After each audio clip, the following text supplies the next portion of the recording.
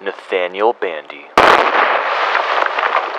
Striving for originality.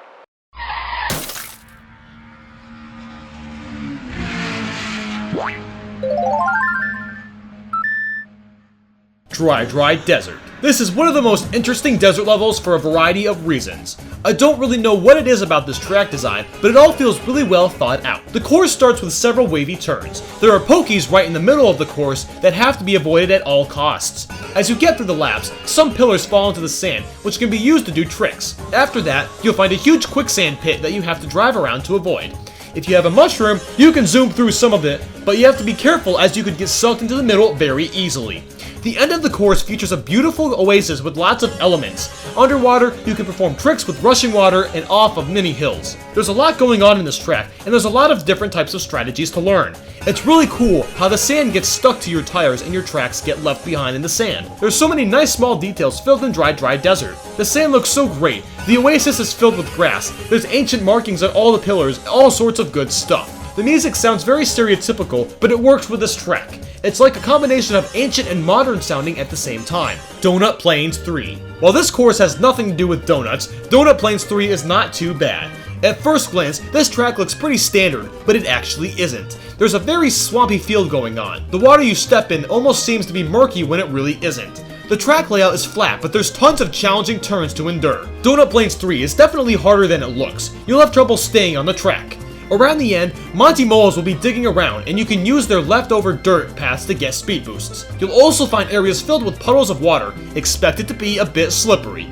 The music has left me with little to desire. I'm sure it's nostalgic for those that played the original version, but I don't find it that exciting personally. The walls are the same colors and shape from the SNES version. It looks really tacky, but is a nice throwback from the original. Royal Raceway. Everything about this track is indeed royal. While the theme is simple, the main goal is to support all the female characters in the game by showing off Peach's castle and some of the land surrounding it. It looks really great. There's lots of interesting details. Hot air balloons of all the princesses are everywhere. Petals can be found flying through the air and on the ground, all the plants are expertly carved, etc. You can actually run into the hot air balloons and try to knock Toad off, but I wouldn't recommend doing that. The actual design of the course is pretty simple, but still a fun time.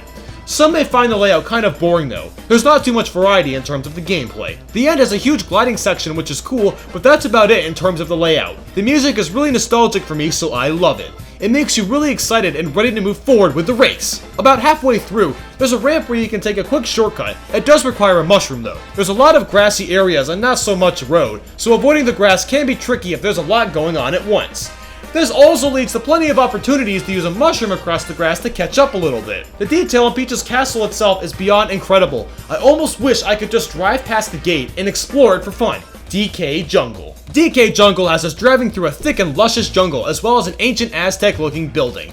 The two main themes are really fresh and fun to be in. You start off in the jungle and will see lots of tiki heads, DK barrels, and tons of trees.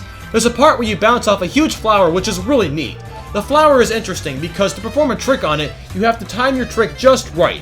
It's not as easy to do for some reason. From there, you'll move closer to the Aztec building, and there's a really cool shortcut you can take that allows you to glide over some of the track. The Aztec building is short but sweet. There's a huge spinning banana inside, and you'll leave by gliding back into the jungle. While gliding at the end, there are huge building-sized tiki heads that blow smoke and shake when you pass. The end has two paths to split into. One of them makes you take a leap of faith to get to it.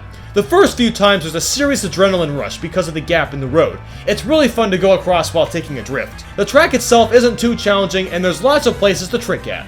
It's overall really fun because of all the different elements going on.